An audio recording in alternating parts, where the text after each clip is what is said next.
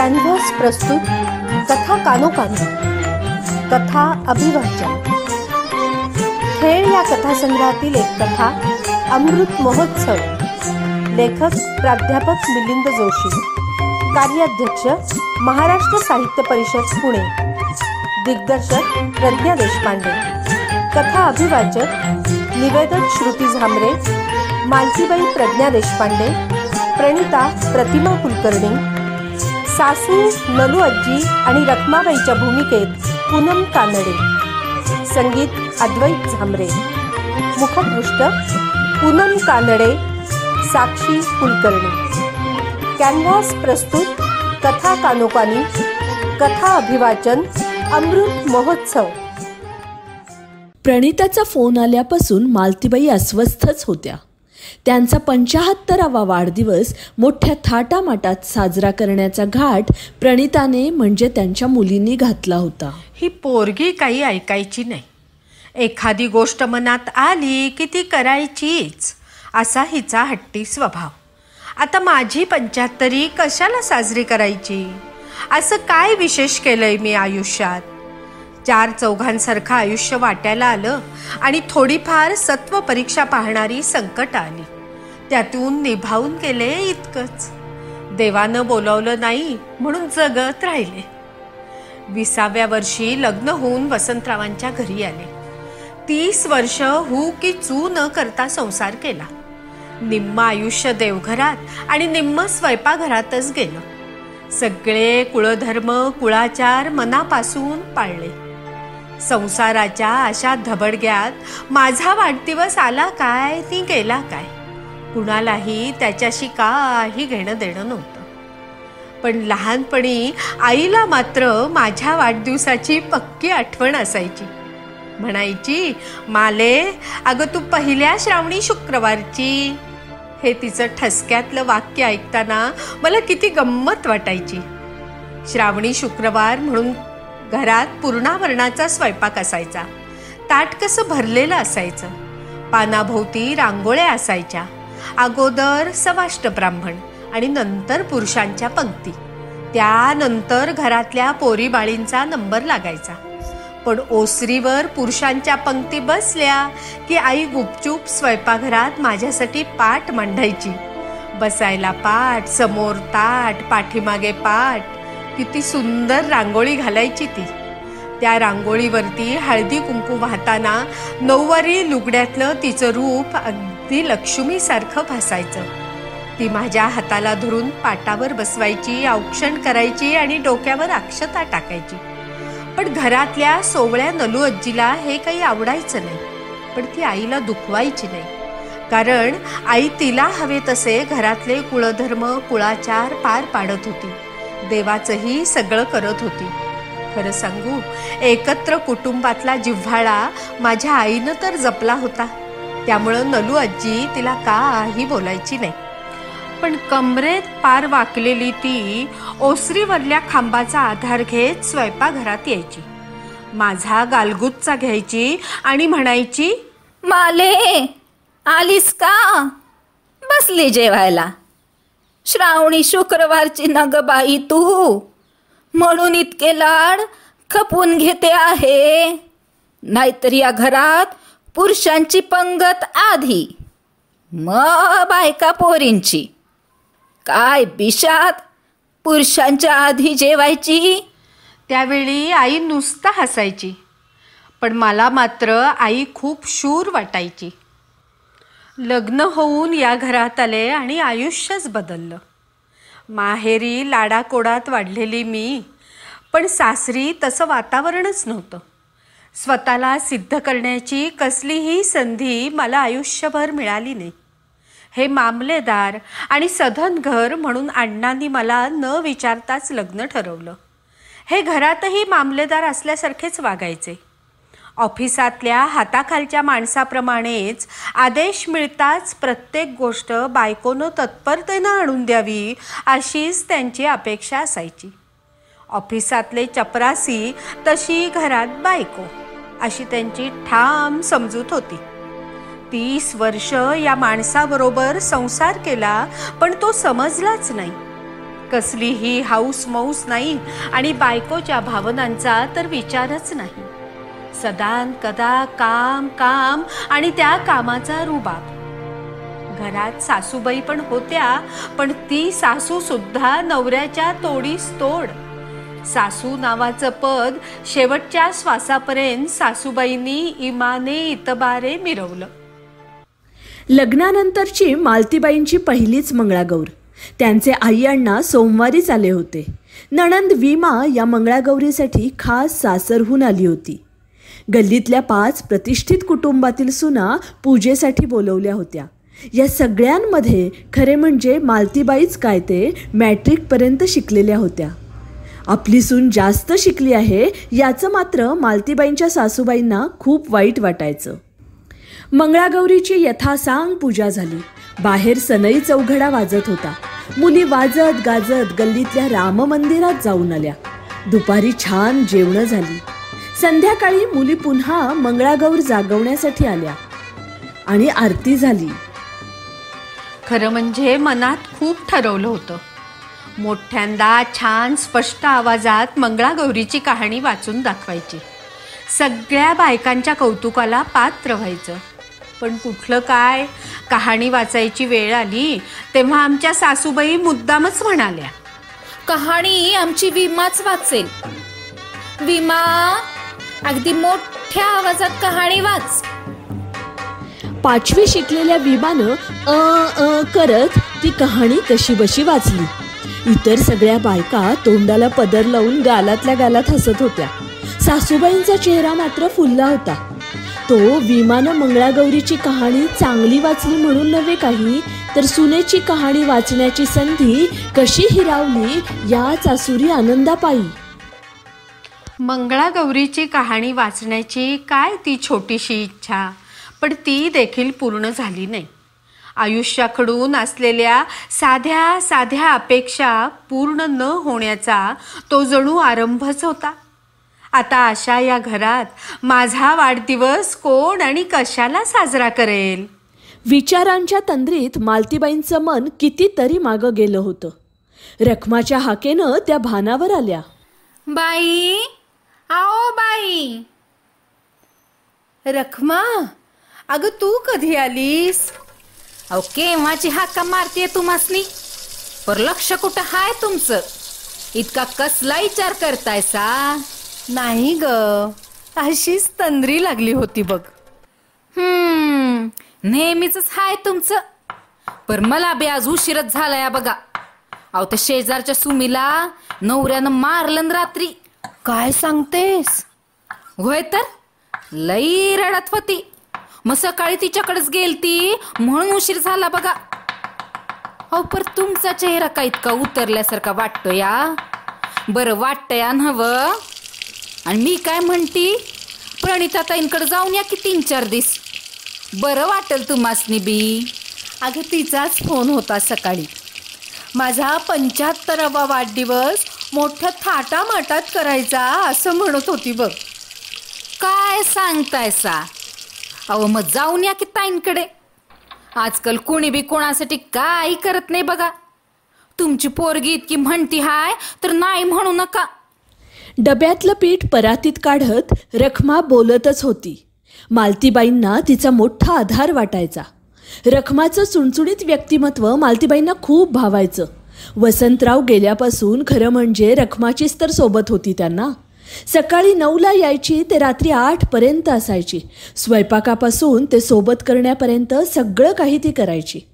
मालतीबाईंच्या घराचा एक भागच होऊन गेली होती रखमा.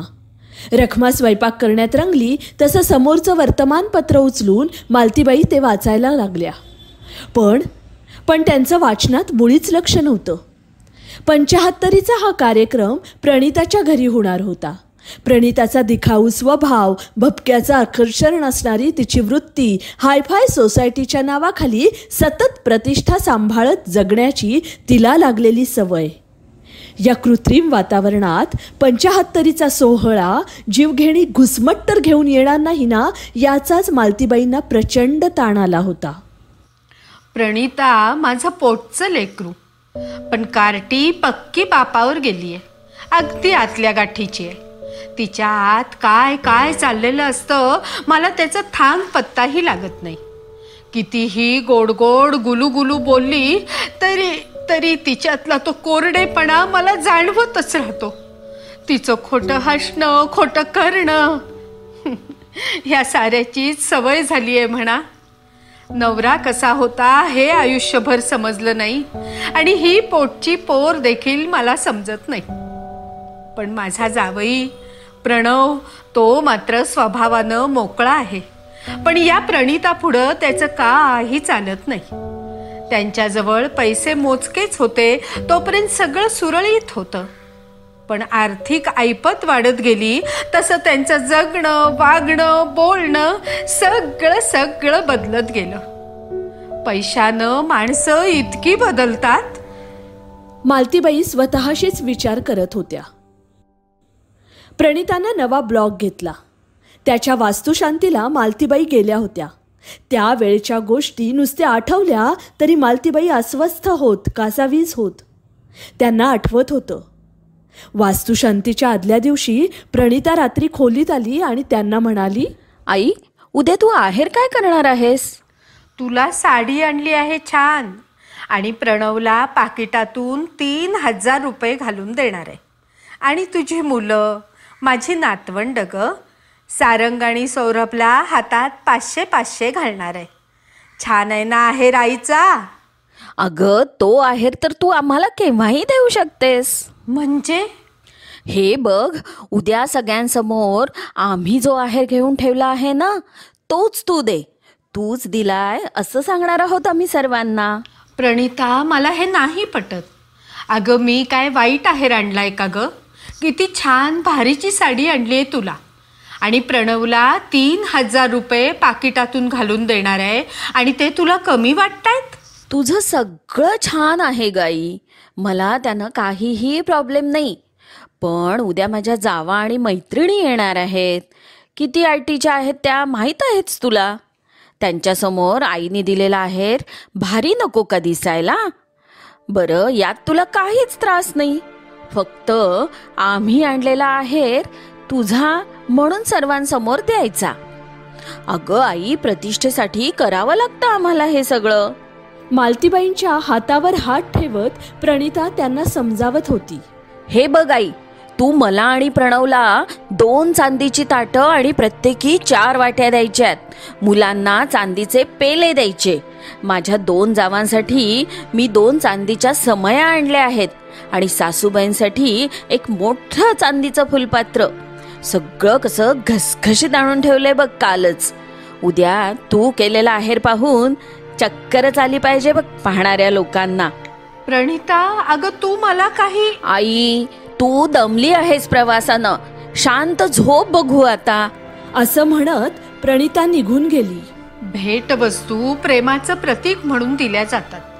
वस्तूंपेक्षाही त्यामागं असलेलं प्रेम, भावना किती महत्वाच्या असतात. पण त्याचाही बाजार.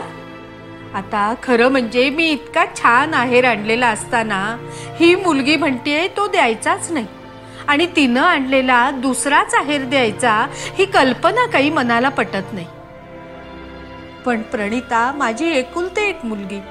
असं वाटतंय की तिचं मन तरी कशाला दुखवायचं. पण तिनं तरी असा दुराग्रह करावा का? मालतीबाईंच्या मनात विचारांची घालमेल सुरूच होती. त्यांना काही केल्या झोप येत नव्हती. सकाळी वास्तुशांतीचे विधी सुरू झाले. व्हिडिओ शूटिंग करण्यासाठी आणि फोटो काढण्यासाठी एक टीम सज्ज होती. मेकअप करणारी बाई सकाळी सकाळीच आली होती. दागिन्यांनी मढलेली प्रणिता प्रणवबरोबर पूजेला बसली होती. मालतीबाई आवरून हॉलमध्ये आल्या. हॉलमध्ये कोपऱ्यातल्या एका खुर्चीत बसल्या. तिथे नटून आलेल्या आणि भारी साड्या नेसलेल्या बायकांमध्ये मालतीबाईंची साडी मात्र नवी असली तरी साधी वाटत होती. प्रणिताच्या चाणाक्ष नजरेतून हे सुटलं नाही. कशाचं तरी निमित्त काढून ती पूजा सुरू असतानाच पाटावरून उठली आणि मालतीबाईंकडे पाहत म्हणाली, आई, जरा आत ये ग, एक काम आहे छोटंसं तुझ्याकडे. मालतीबाईंना वाटलं खरंच काहीतरी काम असेल. रूममध्ये जाताच प्रणिता म्हणाली, आई, तुला आवडणार नाही माहिती आहे मला, पण तू जी साडी नेसलीयस ती खूपच साधी वाटतीये ग. अगं या वयात कोण बघणार आहे माझ्या साड्यांकडे?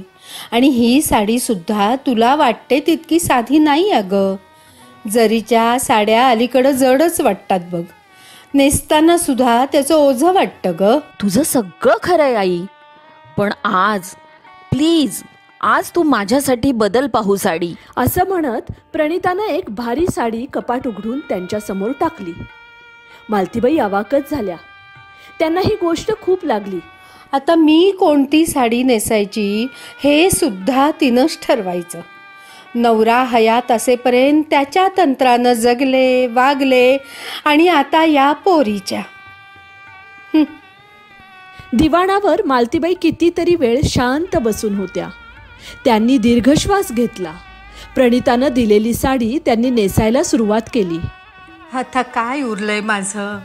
जिथं जाऊ तिथल्यासारखं वागायचं हेच खरं. प्रणिता कशीही असली तरी एकुलती एक पोर आहे माझी.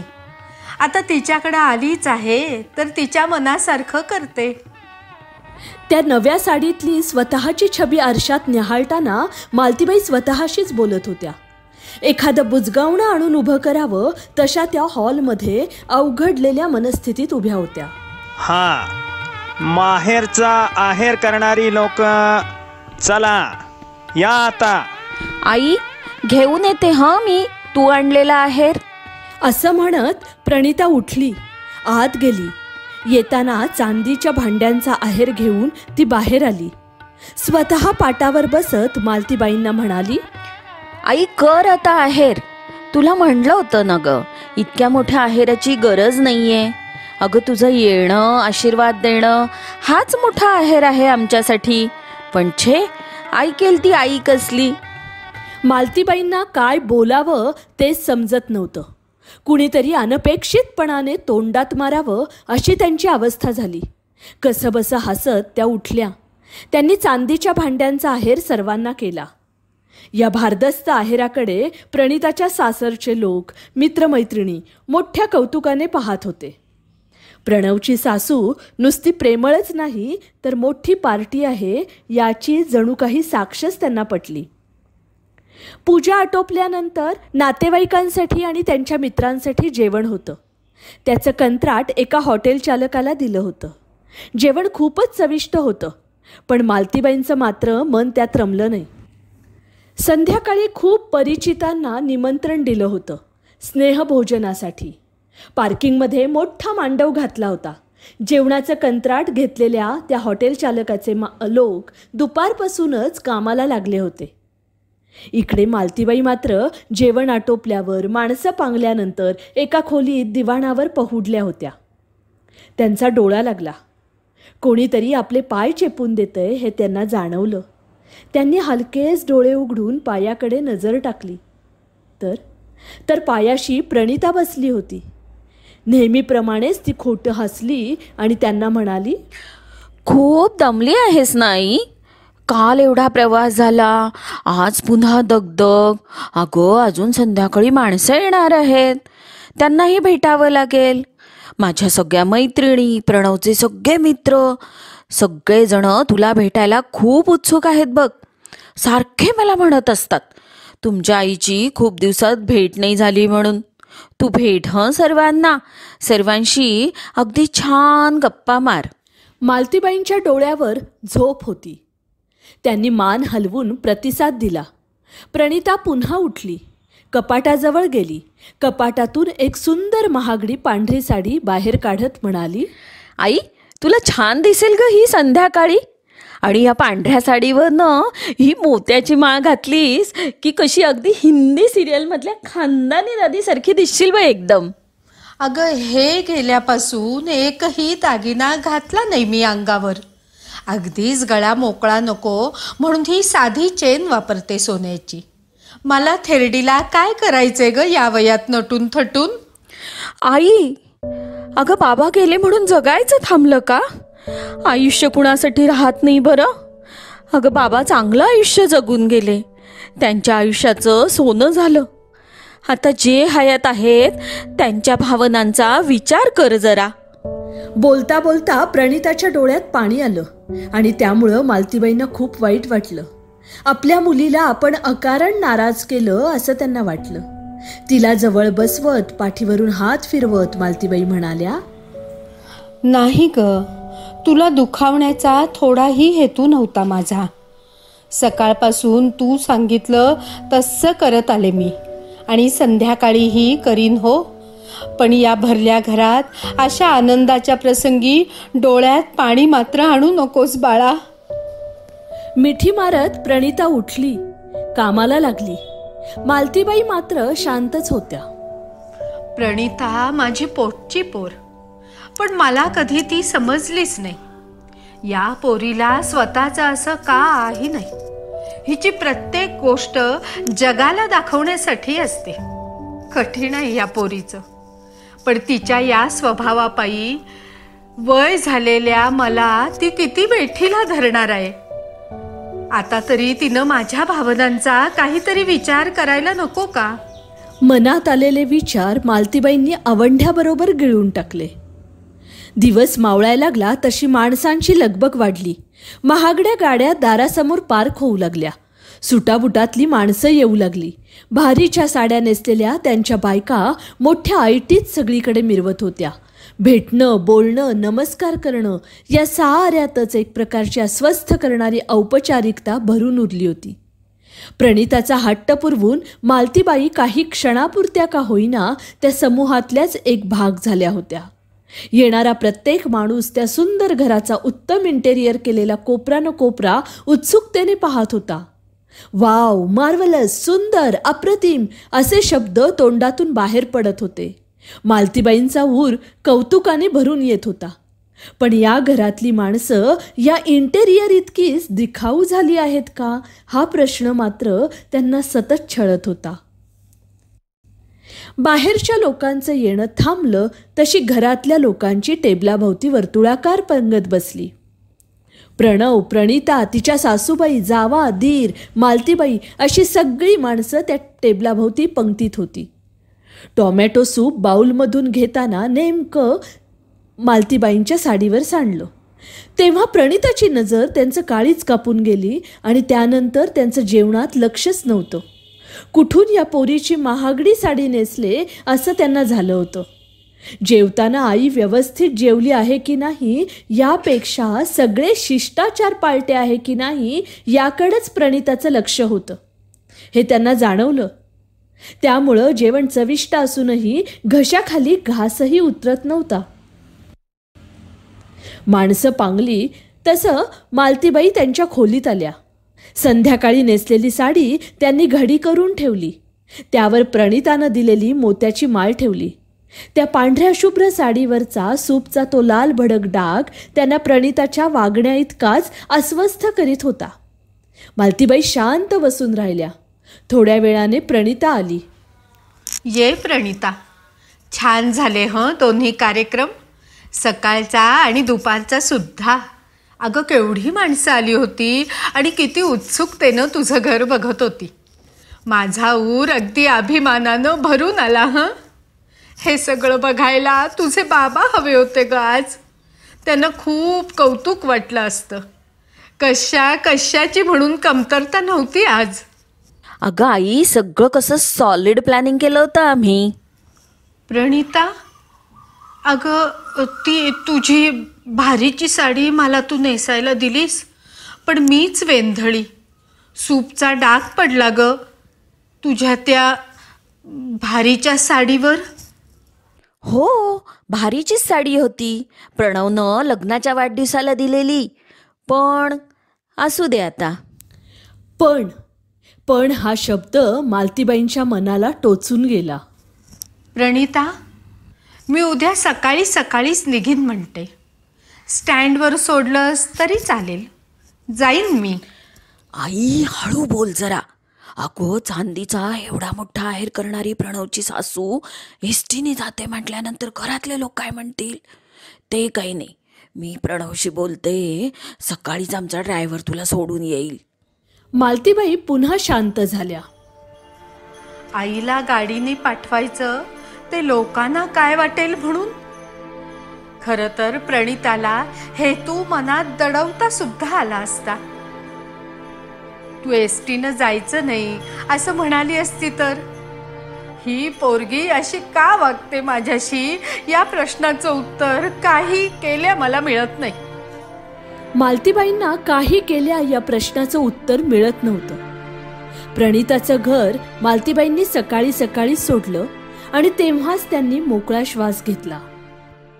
प्रणिताच्या घराच्या वास्तुशांतीला इतकी वर्ष झाली, पण त्या निमित्तानं मनाला झालेल्या जखमा मालतीबाईंच्या मनात आजही ताज्या होत्या. समोर धरलेलं वर्तमानपत्र वाचत असताना हे सारं त्यांच्या डोळ्यासमोरून सरकत होतं. त्यांचे डोळे भरून आले. आता हा 75च्या सोहळ्याचा घाट घातलाय कार्टीनं. या निमित्तानं आणखी किती वेदना आणि अपमान सहन करावे लागणार आहेत कुणास ठाऊक. बाई, सकाळचा स्वयंपाक केलाय बरं का तुमचा. आज माझ्या नातेवाईकाचा दिस हाय हो. तिकडं जायचंय बघा प्रसाद घ्यायला. पर तुम्ही जेवून घ्या बरं का, मी येतोच की 3-4 वाजोस्तोर. रखमाच्या बोलण्यानं मालतीबाई भानावर आल्या.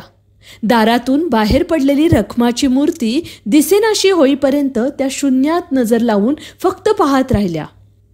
दुपारचं जेवण करून मालतीबाई निवांत पडल्या होत्या.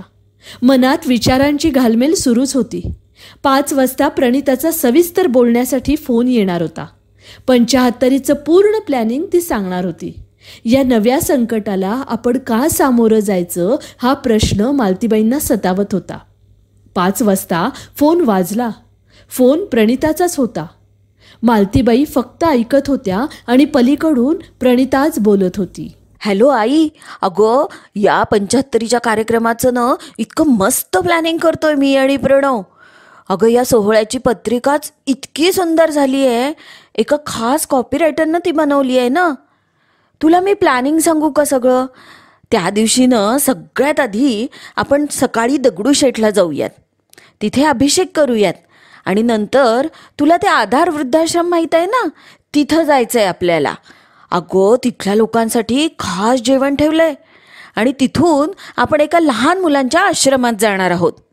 तिथं तुझ्या हस्ते 75 गरजू मुलांना कपडे देणार आहोत. अगं त्या संस्थेशी माझं तसं बोलणंही झालंय. संध्याकाळी एक मोठं लॉन बुक करतो आहोत बरं का. तिथं ना आपण अगदी निवडक 1000-500 लोकांना बोलवायचं. तुला ते ज्येष्ठ लेखिका वसुमती पेडणेकर माहीत आहेत ना, त्यांनी न आई मुलीच्या नात्याचा वेध घेणारा एक सुरेख कार्यक्रम लिहिलाय. त्यात गाणी, कविता असं बरंच काही आहे आणि ती गाणी गायला नामवंत गायक देखील येणार आहेत म्हणे. आणि हो, अभिवाचन देखील करायचं ठरलंय बरं का. म्हणजे ते दूरदर्शन मालिकेतले कलाकार आहेत ना, ते करणार आहेत. त्यांच्या तारखा मिळतील असं वाटतंय आणि ते झालं की तुझा सत्कार करणार आहोत. कोणाच्या हस्ते माहिती आहे का? ज्येष्ठ सामाजिक कार्यकर्त्या वीणा जोशी यांच्या हस्ते. म्हणून तू आता मनोगत लिहायलाच घे बाई. अगं आयत्या वेळी खूप गडबड होते. नाहीतर असं करू का, कुणाकडून तरी लिहूनच घेते. आणि विसरलेच होते बघ मी. अगं आई, तुझे, माझे आणि बाबांचे जेवढे छान फोटोज असतील ना तेवढे काढून ठेवशील का प्लीज. अगं एका निर्मात्याशी बोलणं झालंय. ते म्हणतायत की 5-10 मिनिटाची एक डॉक्युमेंटरी करूयात. आता या सगळ्यासाठी तुला 15 दिवस तरी अगोदर यावंच लागेल बघ. शिवाय तुझ्या साड्यांचं पण ठरवायचं आहे ना. सकाळच्या कार्यक्रमाला वेगळी, संध्याकाळच्या वेगळी, त्याच्यावरचे मॅचिंग ब्लाऊज. आणि मी असं ठरवलंय की या दोन्ही कार्यक्रमात तू अंगावर कशी मस्त भारी शाल घेऊन वावरायचंस, म्हणजे अगदी छान वाटेल. माझा मेकअप मन तर तुझा छान मेकअप करून देणारच आहे. तर ठरलं मग. आता तू काही काळजी करू नकोस. फक्त इकडे ये लवकर, बघू सगळं कसं प्रतिष्ठेला साजेसं करू. आणि हो, तुझ्या तिथल्या त्या मैत्रिणीशी या विषयावर काही बोलू नकोस बाई. त्या नाहीत ग इथल्या वातावरणात सूट होणार.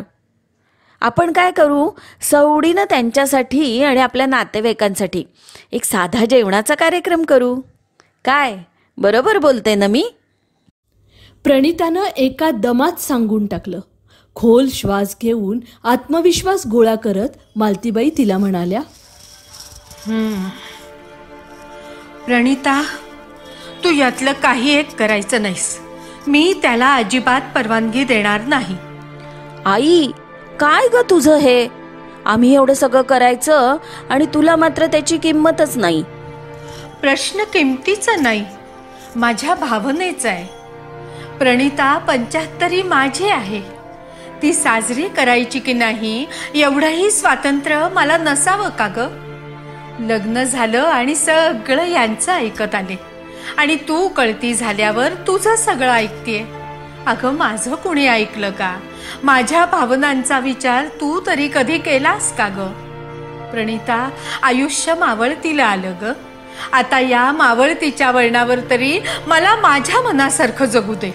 आई, आज काय बिनसलंय तुझं? असं का बोलतेस? तू कूल हो बघू आधी. मी नंतर बोलेन तुझ्याशी, पण आम्ही हा कार्यक्रम करणारच आहोत. प्रणिता, तू कार्यक्रम केलास तरी मी येणार नाही. उगीच तोंडघाशी पडू नकोस. माझा निर्णय पक्का आहे, त्यात कसलाही बदल होणार नाही. अगं, तुला वाटत असेल तर त्या दिवशी तू इकडे माझ्याकडे ये. आपण घरच्या घरी साधेपणानं साजरा करू तो कार्यक्रम. पण या कार्यक्रमाच्या अजिबात भानगडीत पडू नकोस. मी काही झालं तरी येणार नाही. प्रणितानं रागानं फोन ठेवून दिला. मालतीबाईंना खूप हायसं वाटलं. हे नकार देण्याचं सामर्थ्य आलं कुठून? त्या विचारच करत होत्या. मालतीबाई उठल्या. पडदा बाजूला सारून त्यांनी खिडकी उघडली. खिडकीतून मावळतीचं आकाश दिसत होतं आणि किलबिलाट करत आकाशाकडे स्वैरपणाने झेपावणारे पक्षीही.